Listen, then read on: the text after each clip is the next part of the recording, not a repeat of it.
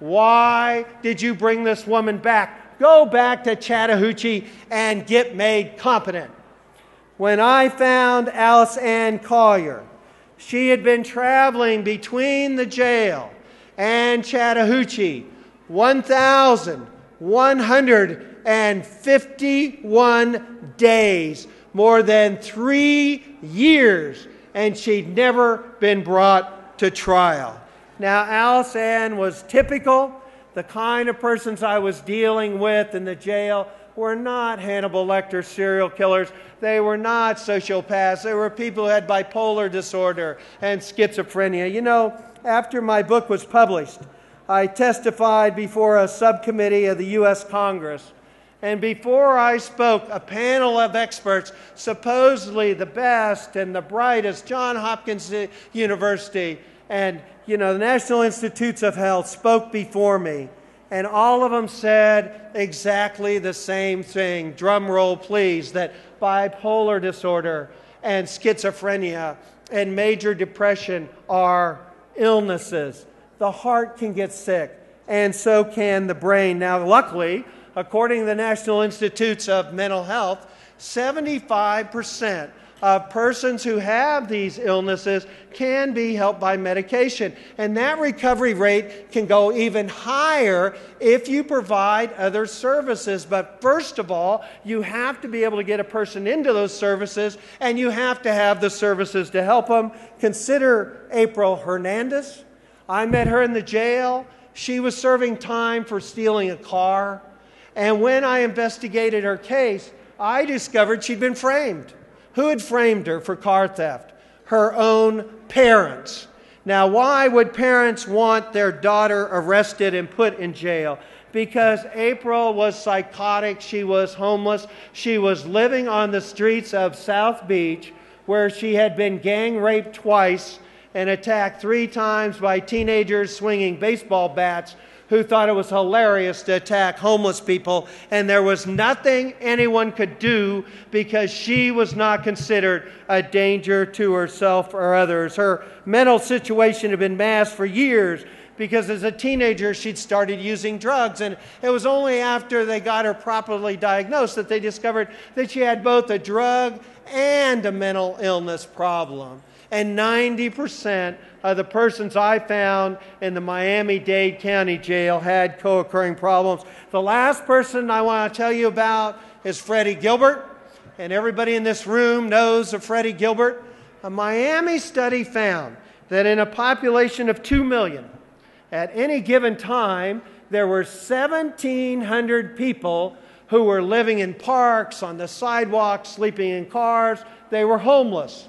But of those 1,700 people, most of them were able to move through the system into some kind of housing, except for 507. They were the chronically homeless. They were always homeless. And every one of those 507 in Miami had a mental illness. And when I checked, I discovered that every one of those 507 had been arrested. Now, Gilbert was one of these chronically mentally ill living on the streets when he was picked up for being a public nuisance. He was so sick when I met him, he could not speak. He stood naked in his cell and he grunted like an animal, and they controlled him by offering him sandwiches as if he were a dog. And when I checked his record, I discovered that Gilbert had been in and out of that jail more than 24 times in the last 2 years, and he'd never gotten any kind of help because he was charged with misdemeanors. And under Florida law, he could not be sent to a treatment program, even if one were available, because he was not considered dangerous. The result, he was stuck in a revolving door, jail in the streets, jail in the streets. How did we get in this situation? Well, the judge told you this morning some of the reason for it. In colonial days, people were put in jails. They were warned out, which meant the sheriff took them to the county line and told them to keep walking. Later on, Dorothea Dix came in 1843, And she discovered that people in Boston jail who had mental illness were freezing. And she went to see the jailer and he said, "Oh, the lunatics, they don't feel the cold. They're not like us. They don't need heat." And Dick spent the next 3 decades talking about the need to treat people, not punish them. And she personally committed 30 states to build hospitals for treating persons with mental illness. Well, we all know what happened next. Many of these state hospitals turned into horrible places. My native state of Oklahoma in the 1960s, and some of us can remember the 1960s. In the 1960s, they compared mental hospitals to being, get this, worse than Nazi concentration camps. Worse than Nazi concentration camps.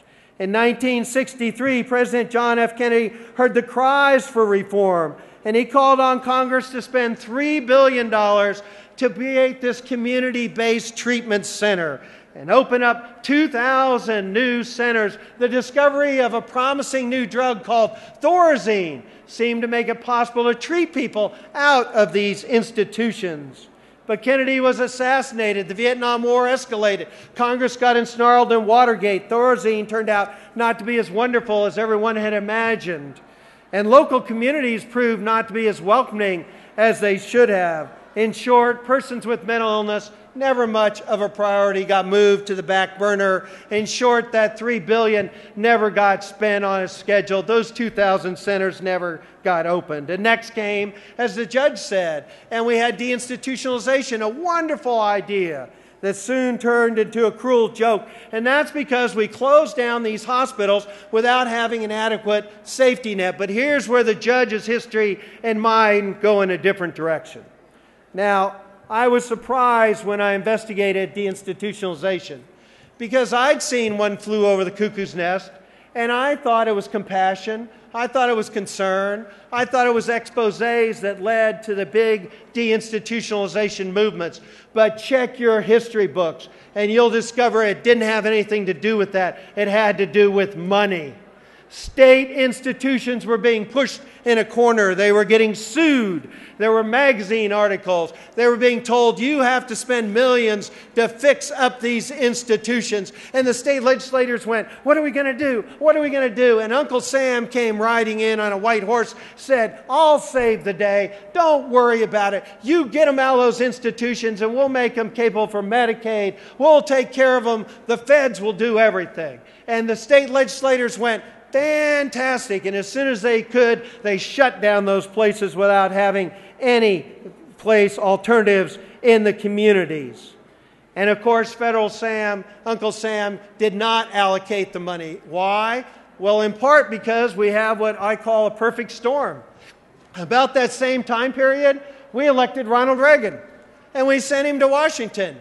And we said, we want you to get Uncle Sam out of our pockets. Cut back that federal government. And he did. Do you know, just under housing, under the Reagan administration, low-income housing was cut from $32 billion to $7 billion. Well, it's been more than 4 decades since we started closing down the hospitals. It's been 3 decades since the Reagan Revolution. So why are our jails and prisons filling up with people whose major crime is they got sick? Well, the biggest reason is because even though we've spent millions and millions of dollars on community health, we still don't have an adequate system. Let's go back to Miami. Not everybody in Miami ends up in the jail there. There are 4,500 people in Miami who have serious mental illnesses. These are people who used to be in institutions, and we've gotten them out of there, which is fantastic. We got them back in the community. That is great. But let's look at where they're living in Miami. Those 4,500 people are living in 650 boarding homes, assisted living facilities. There's 650 of them. Do you know of those 650 boarding homes? Only 250 of them can pass the minimum standards necessary to operate as a boarding home. That means that 400 of them wouldn't be allowed to operate if you tried to put anybody else in there but someone with a mental illness. They have a special waiver. One of the homes I visited had a hole in the roof that rain was pouring through. Medications were scattered on a kitchen table. The tenants walked around half naked. The caretaker only spoke Spanish. None of the tenants spoke Spanish. Meals were rice and beans. There were no caseworkers. There was no kind of programs. There was nothing but smoking cigarettes and watching TV. And I'm telling you, we haven't improved these people's lives by moving them out of the institutions. We're just hiding them better. Now, it's easy for a reporter to stand up here and yell and scream and kick about these boarding homes, but let's look a little closer. The average operator of a boarding home in Miami gets $29.90 for every person who lives in that boarding home. $29.90. You know, I live in the Washington, D.C. area, and when I travel to make a speech, I put my dog up, and you can tell this is Washington, in the Dulles Executive Pet Center, okay? They charge me $31 a day to board my dog, feed my dog, take my dog on a walk, and give my dog its medication. In other words, I pay $1 more per day to take care of my dog than what we're paying people in Miami to take care of people with chronic schizophrenia. Now let's look a little bit closer. I live in Fairfax County, Virginia. I'm sorry, the good folks of San Antonio. You have a lovely community, but we got you beat. The average household income in the United States, average household income is $45,000 a year. In Fairfax County, the average household income is $150,000 a year. And that's because of two people working both for the federal government. Thank you very much. You would think at $150,000 a year, we'd have fabulous mental health services. But do you know, according to the Washington Post's recent survey, that there is a 2-week wait in Fairfax County to get into a treatment program? There is a 6-week wait to get a case manager. And listen to this, there is an 18-year wait to get into housing. 18 years. Isn't it a wonder I call my book crazy? I'm not talking about persons like my son. I'm talking about our inadequate community safety system. And you can't talk about mental illness today unless you want to talk about money. Now, besides not having a viable safety net, there's other reasons why jails and prisons have become our new dumping ground. In the 1980s, civil rights attorneys started filing a whole lot of lawsuits. And they recognized that people with mental illnesses needed protections. And they said, wait a minute, you shouldn't get arrested just because you have a mental illness. You can't arrest somebody for that. And you shouldn't pick them up and throw them in a facility and give them a lobotomy without them having something to say it. And most of all, and they made no effort to hide this, they attacked involuntary commitment laws on the theory that if you could stop someone from being put in one of these dreaded institutions, you'd be doing them a super favor. And the key word became imminent danger. And having set that standard, they put their best efforts into making sure it got enforced. You know, one judge ruled that a man with chronic schizophrenia who was sleeping under cars at night and eating his own feces was not in imminent danger and could not be forced into treatment. In my opinion, these tough involuntary commitment standards that focus only on danger and were originally used to protect people from being put into institutions are now being used to deny people services. People like my son are denied services until they get so ill and then they're arrested. The tragedy of Virginia Tech has caused us to rethink, when do we intervene? When do we say we're going to violate your civil rights? We're going to step in and we're going to do something. But I would claim that this argument often is carried out in the extremes. Just because you are in favor of looking at something besides dangerousness does not mean you're in favor of stripping away someone's civil rights. North Dakota, they consider substantial deterioration. 23 states have added gravely disabled. I love my son, and I want his civil rights protected. And I know, trust me, I know how we've treated people in this country with mental illness, but I would argue telling a father, bring your son back after he tries to kill you or someone else is no way to run this system. We got to find a better way to protect civil rights, but get people who are sick off the streets and into help.